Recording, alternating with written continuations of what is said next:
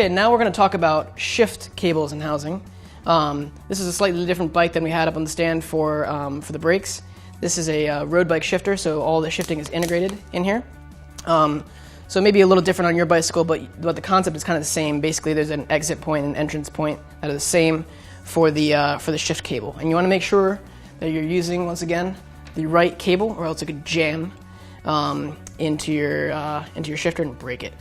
So make sure it's a small tip right here, and it shifts specific. So for this one, you have to pull back the hood. On Shimano and SRAM and Campanello and things like that, usually there's an exit point and entrance point down here. Sometimes on other shifters it'll be right here.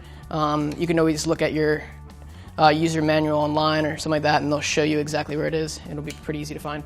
So you want to shift down all the way to the highest gear to make sure that it's in the right spot for it to come out. And you pull the hood back and you push the cable through the housing, and you'll see it pop out right at the bottom here. So it's popping out, and you can just pull it right through.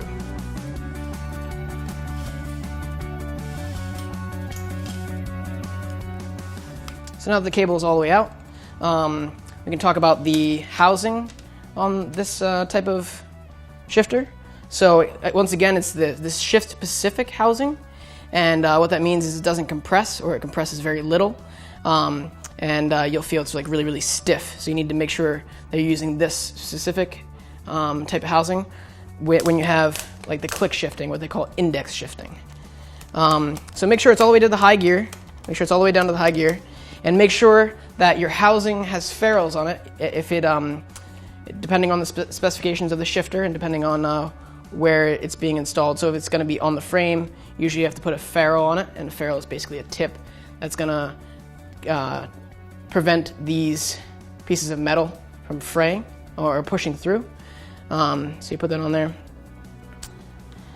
place it all up, make sure the sizing is okay, same as the brakes. It's usually really easy just to size it up to the old piece of housing. So then that's usually correct, especially if it was installed by a professional bike mechanic.